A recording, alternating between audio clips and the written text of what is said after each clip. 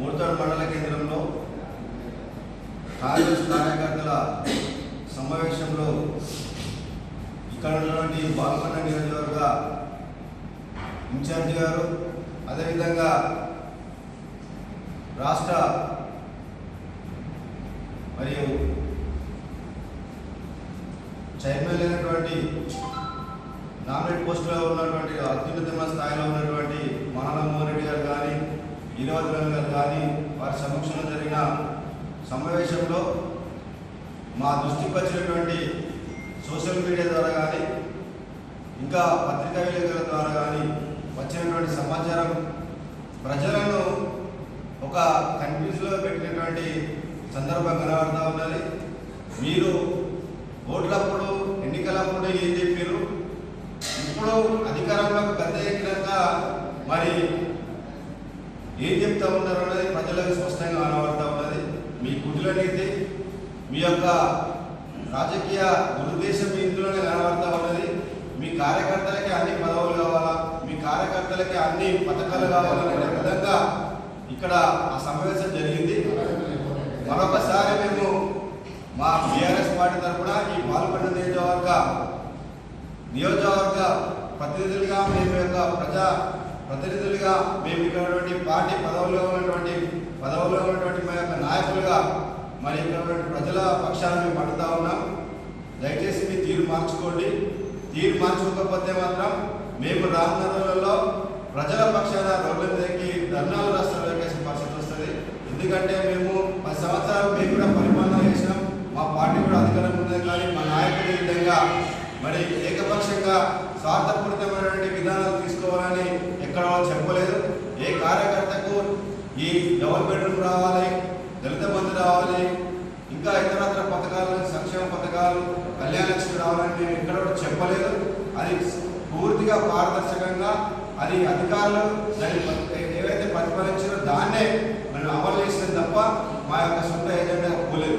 మీరు ఇవాళ మీ సొంత ఎజెండాగా అవుతా ఉన్నారు. మీ కార్యకర్తలకి అన్ని నిధులు కావాలా, మీ కార్యకర్తలకి అన్ని నియామకాలు కావాలని మాట్లాడుతున్నది ఏదైతే ఉన్నదో మరి ప్రజలు చాలా దీంట్లో చాలా సామాన్యులు, పేద ప్రజలు నష్టపోతారు. మీ కార్యకర్తలకే ప్రతిదీ చెందితే మరి పేద ప్రజలకు మరి ఎక్కడ కూడా మీరు మరి ఆదరిస్తారు. మీ యొక్క పరిపాలనని మీకు ఎక్కడ కూడా మీకు న్యాయం జరుగుతుందా అనేది, ఎక్కడ న్యాయానికి చోటు ఉంటుందా అని మరి ఈ సందర్భంగా మీకు ప్రశ్న వేస్తూ ఉన్నాం. మరొకసారి ఇందిరమ్మ పథకంలో మరి రాజీవ్ యువ వికాసంలో మరి నిరుద్యోగులకు కూడా అన్యాయం జరిగితే మాత్రం మేము అనుకునేది లేదు. రాజీవ్ యువ వికాసంలో కూడా మరి సివిల్ అనేది పెట్టిరు. ఆ సివిల్ అనేది కూడా తీసేయాలా. ఇంతకుముందు మరి ఎందుకు మీరు రాజీవ్ యువ వికాసంలో మరి మేము వెనుకొచ్చిన ఎందుకు సివిల్ ఉంటేనే మీరు అరువులు అని ఎందుకు పెట్టలేదు? ఇందిరమ్మ పథకంలో 60 గజాలు ఉంటేనే కట్టుకోవాలని ఎందుకు పెట్టలేదు? మరి ఆ రోజు మీ యొక్క ఏజెండాలో ఎందుకు పెట్టారు? మీ యొక్క మరి మీ రిక్వెస్ట్ ఎందుకు పెట్టారు? ఇవాళ గద్దెనెక్కిన తర్వాత ఇవన్నీ మురిలు ఎందుకు పెడతా ఉంటారు? రాచి నంపలు ఎందుకు పెడతా ఉన్నారు ప్రజలను? కాబట్టి ప్రజలు కూడా దయచేసి గమనించాలా. బాల్కొండ నియోజకవర్గ ప్రజలు కానీ, రాష్ట్ర ప్రజలు కానీ మరి కాంగ్రెస్ కుటుంబ నీతిని ఎండగట్టడానికి టీఆర్ఎస్ పార్టీ ఎప్పుడు ముందే ఉంటుంది. ఇక్కడ మా నాయకుడు ప్రశాంత్ రెడ్డి గారి మీద మరి మిమ్మల్ని ఏదైనా ప్రశ్నిస్తే ఆయన మీద వ్యక్తిగతంగా బురద మాత్రం బురద రాజకీయాలకు మేము ఎప్పుడు కూడా మీకు మరి పోరాటం చేస్తూ ఉంటాం, దాన్ని అడ్డుకుంటాం. ఎక్కడికక్కడ ప్రజలకు మీ యొక్క ద్వంద్వ నిధుల విధానాలను మేము ఎండగట్టి మరి ప్రజలకు వెళ్తారనే సందర్భంగా అనేకసుకుంటూ ముగిస్తున్నా. జై తెలంగాణ. ఓకేనా? మరి ఈరోజు ప్రెస్ మీట్లో పాల్గొన్న మా బీఆర్ఎస్ పార్టీ నాయకులకు నా యొక్క హృదయపూర్వక నమస్కారం. మరి మొన్న నిజామాబాద్ జిల్లాలో మరి ఇందిరమ్మ ఇళ్ల పైన మరియు రాజీవ్ యువ వికాస్ పథకం పైన మా నాయకుడు జిల్లా ప్రెస్ మీట్ పెడితే దాంట్లో వాస్తవాలు మాట్లాడితే మరి బాల్కొండ ఇన్ఛార్జి ఎందుకు భుజాలు కనుక్కుంటుందో ఒకసారి అర్థం చేసుకోవాలని చెప్తున్నాను. మరి ఒకటి, మరి ఇందిరమ్మ ఇళ్ళని మీరు ఫైనల్ చేసిన లిస్టుని ఏ గ్రామంలో ఏ గ్రామ కమిటీలో మీరు ఫైనల్ చేసిరో ఆ గ్రామం పేరు చెప్పండి. మరి రెండవది, మీరు మీ ప్రభుత్వానికి లబ్ధిదారులు ఏదైతే అర్హులు మీకు అప్లికేషన్లు పెట్టుకున్నారో మరి ఎన్ని అప్లికేషన్లు వచ్చినాయి, మరి మీ ఏ అధికారులతో వాటిని వెరిఫికేషన్ చేసిరు. మరి ఆ వెరిఫికేషన్ చేసిన దాంట్లో నుంచి మీరు ఎన్ని సెలెక్ట్ చేసిరు, ఏ షార్ట్ మార్గానే చేసిరు, ఏ గ్రామ సభలో ఏ ఊళ్ళో పెట్టిందో మాకు తెలియజేయాలని చెప్పి మరి పాల్గొండ ఇన్ఛార్జి గారిని కోరుతున్నాము. మరి ముఖ్యంగా మరి ఈ యొక్క అప్లికేషన్ ఫైనల్ లిస్టులో చాలామంది అనర్హులుగా ఉన్నారు. మరి వారిని ఏ ప్రతిపాదికన మీరు సెలెక్ట్ చేసినారో చెప్పండి దయచేసి. వారికి ఒక్కొక్కరికి గ్రామాల్లో లక్షల విలువ చేసే రూపాయలు విలువ చేసే భూములు ఉన్నాయి. మరి ఒక్కటి కాదు, ఒక్కొక్కరికి 2 ఇళ్ళు ఉన్నాయి. మరి వారిని ఏ విధంగా మీరు షార్ట్ మార్గాన సెలెక్ట్ చేసిరు, మరి వాళ్ళ ద్వారా మీ నాయకులు ఏమి లబ్ధి పొందిరో మాకు తెలియజేయాలని చెప్పి పాల్గొండ ఇన్ఛార్జి గారిని మేము కోరుచున్నాము. మరి మూడవది, మా నాయకుడు మరి డబల్ బెడ్రూమ్, మా ప్రభుత్వంలో డబల్ బెడ్రూమ్ల ఇళ్లలో అవినీతి జరిగిందని చెప్పి మా పైన ప్రెస్ మీట్లో మాట్లాడడం జరిగింది. మరి మేము ఏదైతే డబల్ బెడ్రూమ్ ఏ మండలాల్లో ఏ గ్రామాల్లో ఇచ్చినా కానీ కూడా మేము ప్రతి ఒక్కటి గ్రామ సభల ద్వారానే మేము సెలెక్ట్ చేయడం జరిగింది. దాంట్లో అధికారులు పాల్గొని లబ్ధిదారులని సెలెక్ట్ చేయడం జరిగింది. మరి ఎక్కువగా లబ్ధిదారులు ఉన్న చోట్ల వారి సమక్షంలోనే లాటరీ పద్ధతి ద్వారా వారిని సెలెక్ట్ చేయడం జరిగింది. మీలాగా షార్ట్ మార్గాన గ్రామ సభలు పెట్టకుండా షార్ట్ మార్గాన సెలెక్ట్ చేసినారు. అది ఏ విధంగా సెలెక్ట్ చేసినో మిస్టర్ పాల్గొండ ఇన్ఛార్జి గారు అదొక బారి మీరు తెలుసుకొని మాట్లాడండి. మరి మరో పక్క మీ నాయకులే, మీ కాంగ్రెస్ పార్టీ నాయకులే, రాష్ట్ర ఇన్ఛార్జులు, రాష్ట్ర నాయకులు మరి సభాముఖంగా బహిరంగ సభలో మాట్లాడుతున్నారు. ఏ పథకం వచ్చినా కాంగ్రెస్ పార్టీ ప్రభుత్వం ఏ పథకం పెట్టినా మన ఇందిరమ్మ ఇల్లు కావచ్చు, రాజీవ్ వికాస్ కావచ్చు, మరి సీసీ రోడ్లు కావచ్చు, ఎస్డిఎఫ్ ఫండ్లు కావచ్చు, ఎన్ఆర్జీఎస్ కావచ్చు, ఏ ఉన్నా కానీ కూడా పేద ప్రజలు తర్వాత ముందు మన కాంగ్రెస్ పార్టీ నాయకులకు ఇబ్బంది అని చెప్పి మరి సభాముఖంగా మాట్లాడిండు. మరి దాని గురించి నువ్వు ఎందుకు మాట్లాడలేవు మిస్టర్ పాల్గొండ ఇన్ఛార్జి గారు?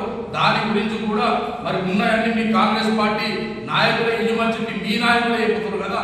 మరి దానికి మీరు ఏం సమాధానం చెప్తారో మాకు తెలియజేయాలని చెప్పి మేము సభాముఖంగా మాట్లాడుతున్నాము. మరి ఇంకోటి, పదే పదే మా నాయకుడి పైన మీరు నిందలు వేయడం మంచిది కాదు. మా నాయకుడు ఏ విషయమైనా కానీ అవగాహన సబ్జెక్టు పైన ఖచ్చితమైన అవగాహన పెట్టుకొని మాట్లాడతారు. మీలాగా తొందరపాటు ఉండదు మా నాయకుడు. మీకు రాజకీయ అవగాహన చాలా తక్కువ, మీకు తొందర ఆగం ఎక్కువ. ఏమి జరుగుతుందో ఒకసారి పల్లెల్లో నుంచి గ్రామాల నుంచి మీరు ఒకసారి ఇన్ఫర్మేషన్ తీసుకొని మాట్లాడమని చెప్పి మేము కోరుకుంటున్నాము. ప్రతి గ్రామాల్లో మరి ఎక్కడ కూడా గ్రామ సభలు పెట్టకుండా మీ ఇష్టం వచ్చినట్టు మీ నాయకులు షార్ట్ మార్గన మరి వాళ్ళు ఏమి లబ్ధి పొందిందో ప్రజలకు తెలుసు. మరి మీరు కూడా తెలుసుకోవాలని చెప్పి ఈ సభాముఖంగా మీకు తెలియజేస్తున్నాం.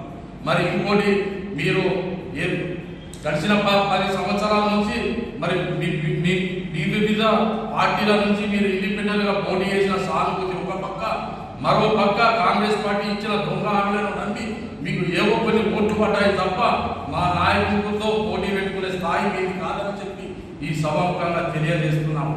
మీరు పదే పదే మా నాయకుల గురించి మీరు చిల్లర మాటలు మాట్లాడితే మా పాల్గొన్న నియోజకవర్గ కార్యకర్తలు మిమ్మల్ని విడిచిపెట్టారని చెప్పి ఈ సభాముఖంగా మిమ్మల్ని హెచ్చరిస్తున్నాము. మా నాయకులు చేసే మంచి పని మీకు జీర్ణం కాకపోతే మోర్తాడ్ బస్టాండ్లో మెడికల్ షాప్లో డైజిన్ సిరప్ అనే ఒక లిక్విడ్ మందు దొరుకుతుంది, రోజు 2 ముందలు దాగి పడుకోవాలని చెప్పి ఈ సభాముఖంగా తెలియజేస్తున్నాం. థ్యాంక్ యూ, ధన్యవాదాలు.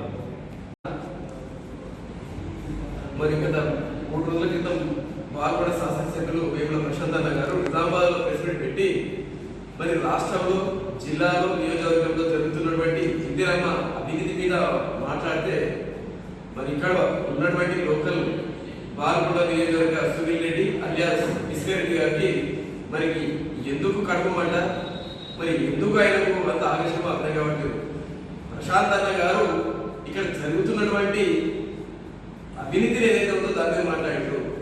ఇందిరమ్మ ఇల్లు ఏ గ్రామ సభలో పెట్టి మీరు సెలక్షన్ చేసినారు? రాజీవ్ వికాస్ కూడా మీరు ఏ గ్రామంలో ఎక్కడ ప్రజా సమక్షంలో గ్రామ సభలో మీరు సెలక్షన్ చేసినారు? అలా జరగలేదు. మీ కాంగ్రెస్ నాయకులకు, కాంగ్రెస్ కార్యకర్తలకు, కాంగ్రెస్ ఇళ్లలో కూర్చొని మీరు సెలక్షన్ చేసిండ్రు, ఇది 100% నిజమని చెప్పేసి మనం మాట్లాడితే ఈరోజు మరి సునీల్ రెడ్డి గారు నిన్న మాట్లాడుతూ మాది ప్రజాపాలనలో ఎక్కడ అవినీతి లేదు, మరి ప్రజల తరఫున ఎన్నుకోబడిన ప్రభుత్వం, మేము నిజాయితీ పనిచేస్తున్నామని చెప్పేసి ఏదో సత్యహరిచంద్రుడు ఇంట్లోనే ఈయన పుట్టినట్లు మాట్లాడుతున్నాడు. అత్యంత అవినీతిపరుడు, చీకటి సామ్రాజ్యానికి రారాజు సునీల్ రెడ్డి గారు. మీరు మీ జీవిత చరిత్ర ప్రతి ఒక్కరికి తెలుసు. మీరు నిజంగానే అర్హులైన ప్రతి ఒక్కరికి ఇందిరమ్మ ఇల్లు ఇవ్వాలని మీరు అనుకుంటే నియోజకవర్గంలో ఏ గ్రామంలో ఎక్కడ గ్రామ సభ పెట్టి మరి ఇందిరమ్మ ఇల్లు కావచ్చు, రాజవిక పథకం కావచ్చు, ఎక్కడ సెలక్షన్ చేసినారు? ఏ గ్రామంలో గ్రామ సభ పెట్టి సెలక్షన్ చేసినారు? పోనీ మన సొంత మండలం మెండల మండలం ఉంది, ఏ గ్రామం పోదో చెప్పు, మేము వస్తాము. ఈ ఒక గ్రామంలో మేము గ్రామ సభలో పెట్టి గ్రామ సభలో తీర్మానం చేసినటువంటి లిస్ట్ ఇది ఉందని చెప్పేసి మీరు గట్టిగా నిరూపిస్తే మేము అక్కడే నా డీసీపీ చైర్మన్ డైరెక్టర్ పదవికి, సొసైటీ చైర్మన్ పదవికి నీ కళ్ళ ముందే రిజైన్ చేసి వస్తాను. ఎందుకంటే అనవసరంగా లేనిపోని దాన్ని మీరు ఏదో ఎక్కడ మీ నాయకుల ఇళ్లలో కూర్చొని మీరు సెలక్షన్ చేసినటువంటి లిస్ట్ ఇది. కేవలం మీ పార్టీ కార్యకర్తలకు, పార్టీ నాయకులకు ఇస్తున్నటువంటి లిస్టు. స్వయాన మన మాజీ ఎమ్మెల్యే ఈరోజు అనిల్ గారు కూడా మాట్లాడుతున్నారు, సోషల్ మీడియాలో ఉంది. 10 సంవత్సరాలు కాంగ్రెస్ జెండా పట్టుకున్నటువంటి కాంగ్రెస్ కార్యకర్తలకు, కాంగ్రెస్ నాయకులకి ఇందిరమ్మ ఇల్లు కావచ్చు, రాజీవ్ వికపస పథకం కావచ్చు, ఖచ్చితంగా వారికే ఇవ్వాలని చెప్పి స్వయాన మాజీ ఎమ్మెల్యే ఈరోజు అనిల్ గారే చెప్తా ఉన్నారు. మరి మీరు చెప్తా ఉన్నారు మేము అవినీతి లేకుండా ప్రజాపాలనలో ప్రజలకు పూర్తిగా న్యాయం చేస్తున్నామంటే మరి నువ్వు చెప్పేది కరెక్టా, మీ అనిల్ గారు చెప్పేది కరెక్టా? ఒకసారి ఆలోచించుకో సునీల్ రెడ్డి గారు. ఎందుకంటే ఏదైనా సరే ప్రశాంత్ రెడ్డి గారు ప్రజల వరకు పనిచేసినటువంటి వ్యక్తి, ఇక్కడ నియోజకవర్గానికి పనిచేసిన వ్యక్తి కాబట్టి 3 సార్లు ప్రజలతో ఎన్నుకోబడ్డాయినా. నీవు అవినీతి పరుడు కాబట్టి, నీవు చేసే అక్రమాలకు కాబట్టి మీరు 2 సార్లు ఇక్కడ నిన్ను ఓడించడం జరిగింది. మరి గతంలో రౌడీ పాలన జరిగిందంటూ ఆఫీసర్ల మీద ప్రెషర్స్ ఉన్నట్టు గత 10 సంవత్సరాలు ఎక్కడ ఏ మండలంలో కావచ్చు, ఎక్కడ కూడా కావచ్చు, అధికారులు ఏ రోజు కూడా మాకు ఇబ్బంది అవుతుంది, ఈ కాన్సెన్స్ లో పనిచేయము అని చెప్పి సందర్భం లేదు. ఈ రోజు ప్రతి బాల్కొండ నియోజకవర్గంలోని 8 మండలాలలో పోలీస్ ఇన్స్పెక్టర్ కావచ్చు, ఎండిఓ కావచ్చు, ఎంఆర్ఓ కావచ్చు, ఈ రోజు లీవుల్లో పెట్టేందుకు పోతున్నారు. స్వయాన వాళ్ళు చెప్తా ఉన్నారు ఇక్కడ ఉన్నటువంటి అధికార పార్టీ ఇన్ఛార్జ్ వారి యొక్క ఆగడాలు మేము భరించలేకపోతున్నాం కాబట్టి మేము ఇక్కడ లీవ్ పెట్టేసి వెళ్ళిపోతున్నాం అని చెప్పేసి ఆఫీసర్ ఇప్పుడు ఎంతమంది లీవ్లో ఉన్నారు, ఎంతమంది ట్రాన్స్ఫర్ వెళ్ళిపోయినారు. మరి మీరు రౌడీజన్ చేస్తున్నట్లా గత 10 ఏళ్లలో బీఆర్ఎస్ ప్రభుత్వంలో రౌడీజన్ చేసినట్లా ఇది ప్రజలందరూ కూడా గమనిస్తూ ఉన్నారు. ఎందుకంటే మరొకసారి కూడా డిమాండ్ చేస్తా ఉన్నాం, ఇందిరమ్మ ఇల్లు కావచ్చు, రాజీవ్ వికాస్ పథకం కావచ్చు, ఖచ్చితంగా గ్రామ సభలను పెట్టి గ్రామ సభల ద్వారానే లబ్ధిదారులు సెలక్షన్ చేయాలి. అట్లా చేయకపోతే ప్రజల తరఫున, బీఆర్ఎస్ పార్టీ తరఫున మేము ఖచ్చితంగా పోరాటం చేస్తాం. మీరు చేస్తున్నటువంటి అవినీతి మీద, మీరు ఏదైతే కాంగ్రెస్ నాయకులు ఇస్తున్నటువంటి లబ్ధిదారులు ఎన్నిక చేసిన దాన్ని మేము 100% దాన్ని ఖండిస్తా ఉన్నాం. మీరు పూర్తిగా అర్హులను పక్కకు పెట్టి మరి సెలక్షన్ చేసినటువంటి లిస్టును ఖచ్చితంగా గ్రామ సభలో మళ్ళీ పెట్టి దాన్ని ఫైనల్ చేయాలని చెప్పి మేము బీఆర్ఎస్ పార్టీ తరఫున డిమాండ్ చేస్తా ఉన్నాం.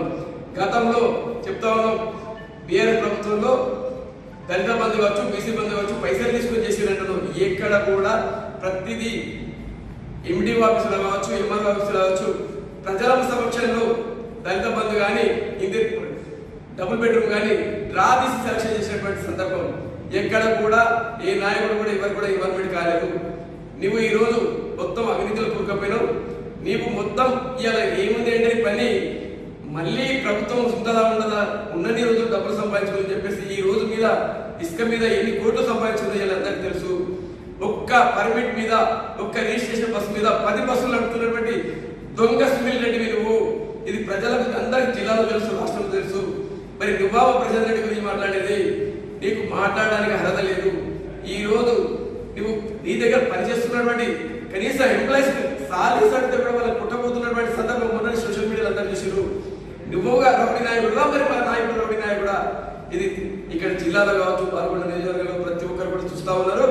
సునీల్ రెడ్డి గారు అలియాస్ విస్కర్ రెడ్డి గారు ఖబర్దార్గా చెప్తా ఉన్నాం మీకు, ఇంకొకసారి ప్రశాంత్ రెడ్డి గారి మీద అవినీతి ఆరోపణలు చేసినా, రౌడీజం అనే ఆరోపణలు చేసినా నిన్ను ఖచ్చితంగా ఎక్కడ ఉన్నదని అడుగు తీరుతాం.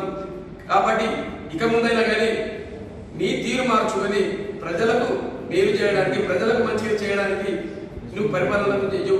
అంతేగాని ఎంతసేపు ప్రశాంత్ రెడ్డి గారి మీద ఏడుస్తా, ఎంతసేపు టీఆర్ఎస్ ప్రభుత్వం అది జరిగిందని చేస్తా అనేది కరెక్ట్ కాదు.